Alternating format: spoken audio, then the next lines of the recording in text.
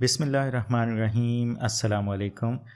आज की इस वीडियो में हम अपर रेस्पिरेटरी डिसऑर्डर्स को स्टार्ट करने वाले हैं। तो सबसे पहले अगर आप देखें कि अपर और लोअर रेस्पिरेटरी डिसऑर्डर्स होते क्या हैं, तो एक्चुअली ये आपके सामने एक डायग्राम है। इसके हम लेरिंक्स को टारगेट करते हैं और लेरिंक्स से जो ऊपर वाला हिस्सा होता है उसे हम कहते हैं अपर रेस्पिरेटरी सिस्टम, और ये लेरिंक्स से जो नीचे वाला हिस्सा होता है इसको कहते हैं लोअर रेस्पिरेटरी सिस्टम।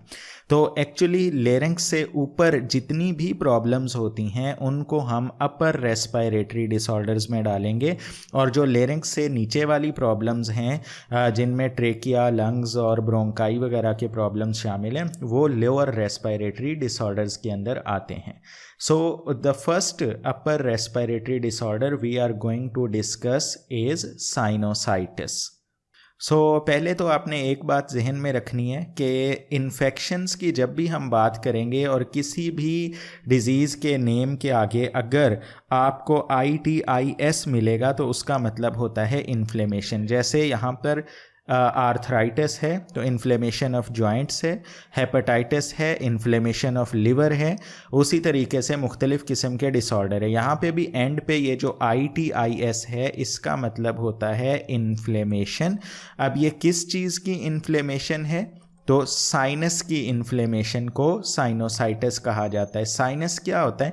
यहाँ पे आप देख सकते हैं इस डायग्राम के अंदर कि ये जो फेशियल बोन्स होती हैं इनके अंदर एक्चुअली होल्स हैं। अगर आप ये यहाँ पे देखें तो एक साइड पे लिखा हुआ है हेल्दी साइनस, और ये जो आपको यहाँ पे गैप दिख रहे हैं ये आई के ऊपर, इसी को हम क्या कहते हैं? साइनस कहते हैं। ये जो मैंने रेड कलर में एरो लगाया है यही जो गैप है इसी स्पेस को साइनस कहते हैं, और अगर इसमें इन्फ्लेमेशन हो जाए तो उससे हम कहते हैं साइनोसाइटिस। अब सबसे पहले अगर हम इसकी डेफिनेशन की बात करें तो sinusitis can be defined as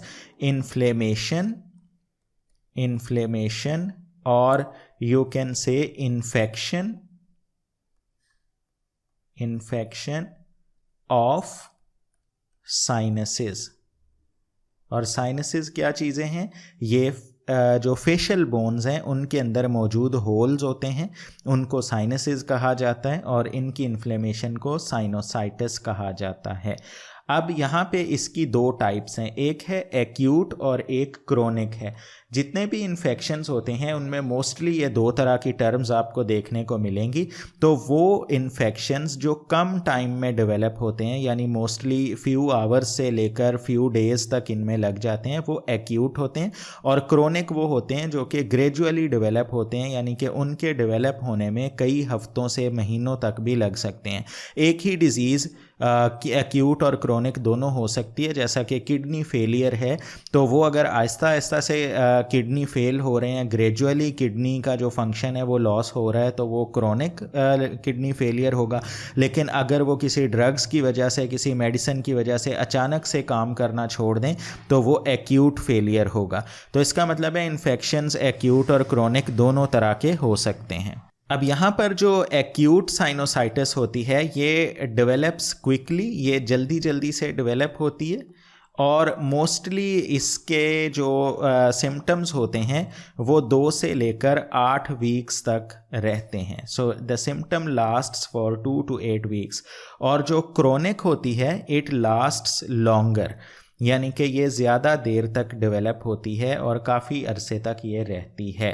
अब उसके बाद यहाँ पे हमने देखना है कि साइनस ये क्या होते हैं? These are the spaces in facial bones, और ये स्पेसेस क्यों होती हैं? Because they contain antibodies,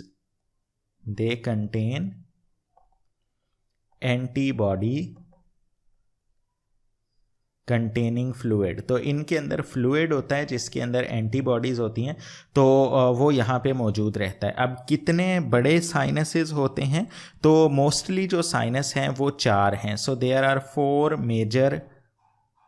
major sinus, जो कि यहाँ पे भी आपको दिख सकते हैं। इनमें से एक जो है यहाँ पे आप देखें ये फ्रंटल साइनस है, मैंने इस पे स्टार लगा दिया, और दूसरा ये मैक्सिलरी साइनस है। तो ये बड़े साइनस जो हैं ये 4 हैं। ऑफ कोर्स राइट साइड पर फ्रंटल साइनस है, लेफ़्ट पर भी फ्रंटल साइनस है, उसी तरीके से राइट मैक्सिलरी साइनस है और लेफ़्ट मैक्सिलरी साइनस है। तो टोटल ये 4 बड़ी गैप्स आपको यहाँ पे दिख रहे हैं और इनको हम कहते हैं जी मेजर साइनसेस।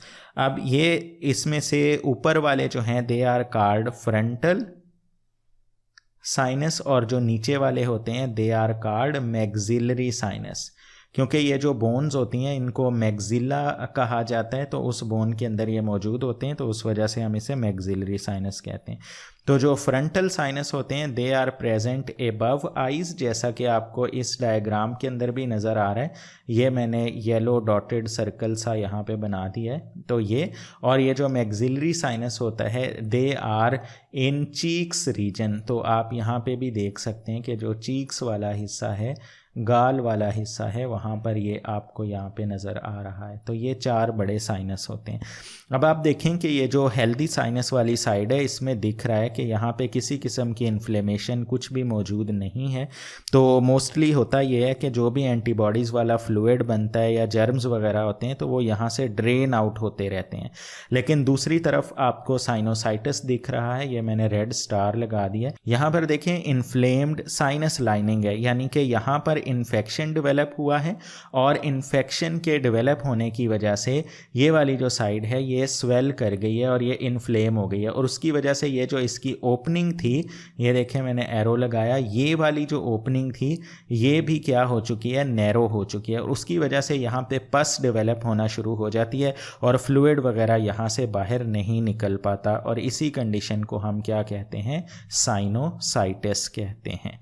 उसके बाद जी नेक्स्ट में साइनोसाइटिस के मेन काजेज़ हैं। तो याद रखें कि इसके मल्टीपल काजेज़ होते हैं, ये किसी एक चीज़ की वजह से डेवलप होने वाला डिसऑर्डर नहीं है, लेकिन जो इसका कॉमन काज है वो है आपके पास बैक्टीरियल या वायरल इन्फेक्शन। तो यहाँ पे हम लिख लेते हैं it can be due to bacterial और वायरल इन्फेक्शन। और उसके अलावा जो है वो साइनोसाइटिस एक कॉमन सा डिसऑर्डर है जो कि किसी और वजह से भी हो सकता है, मसलन ये एलर्जिक रिएक्शंस की वजह से भी होता है और मज़ीद इन्वायरमेंटल एजेंट्स की वजह से भी होता है। मसलन एलर्जिक रिएक्शंस में देखें, एलर्जी क्या होती है, मिसगाइडेड इम्यूनिटी, यानी कि आपकी बॉडी किसी भी नॉर्मल चीज़ पर रिएक्ट कर जाती है जो कि असल में आपके लिए नुकसानदेह नहीं होती, लेकिन आपका इम्यून सिस्टम समझता है कि शायद ये आपके लिए नुकसान की चीज़ है और वो उसके ख़िलाफ़ एंटीबॉडीज़ वगैरह प्रोड्यूस करना शुरू कर देता है, तो इसे हम एलर्जी कहते हैं। तो एलर्जिक रिएक्शंस के अंदर डिफरेंट टाइप के एलर्जेंस होते हैं, या यूं कह लें कि एलर्जी काज करने वाले सब्सटेंसेस होते हैं, वो सब्सटेंसेस यहाँ पर साइनोसाइटिस का काज बनते हैं। अब उसमें जो है वो आपके पास डस्ट एक कॉमन एलर्जिन है, डस्ट है, पोलन है, उसके अलावा जो है और भी बहुत सारी चीज़ें हैं, जैसा कि आपके पास कुछ लोगों को डिफरेंट टाइप के परफ्यूम्स वगैरह से भी एलर्जी हो सकती है, स्मोक वगैरह से भी एलर्जी हो सकती है। तो किसी भी चीज़ से ये प्रॉब्लम डेवलप होती है।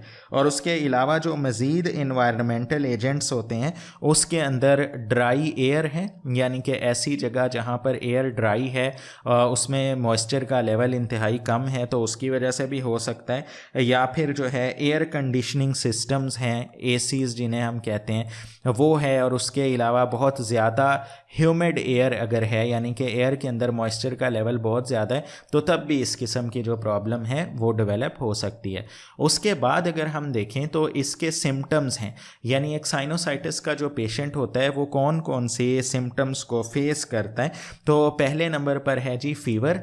आप देखें किसी भी किस्म का इन्फेक्शन होता है तो वहाँ पे मौजूद पैथोजेंस को किल करने के लिए हमारा बॉडी का टेम्परेचर बढ़ जाता है और उसी को हम कहते हैं फीवर। तो किसी भी किस्म का इन्फेक्शन होगा तो ये तो होगा, फीवर तो उसके अंदर होगा ही होगा।